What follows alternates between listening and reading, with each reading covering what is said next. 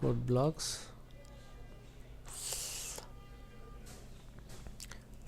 সফটওয়্যারটা ওপেন হলো, একটা এমটি ফাইল নিলাম, hash include angle bracket stdio.h angle bracket শেষ। ফাইলকে সেভ করি, সেভ অ্যাজ practice.c নামে সেভ দিলাম, সেভ করলাম। তারপর লাইন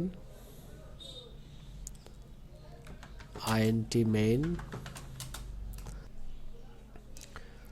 দুইটা ফার্স্ট ব্র্যাকেট,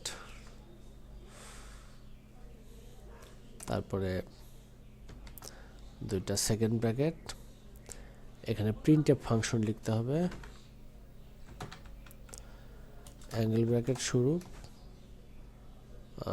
ডাবল কোটেশন শুরু, আমার কলেজ, ডাবল কোটেশন শেষ, ফার্স্ট ব্র্যাকেট শেষ করলাম। তারপরে একটা সেমিকোলন দিতে হবে।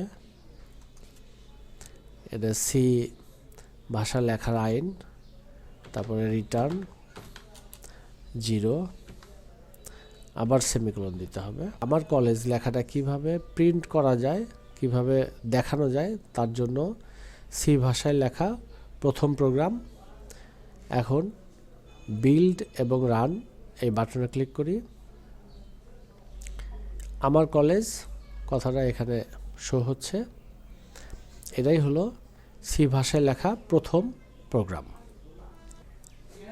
আমার কলেজ লেখাটি নিচে নিচে লিখব 5 বার। তাহলে প্রিন্টএফ ফাংশনের মধ্যে আমার কলেজ \n তে নিউ লাইন, এইভাবে \n দিয়ে আমি আমার ঠিকানাও লিখতে পারবো, বা কোনো একটা লেখা উপরে নিচে লেখার জন্য এখানে লিখে রাখছি আমার কলেজ লেখাটি নিচে নিচে লিখব 5 বার।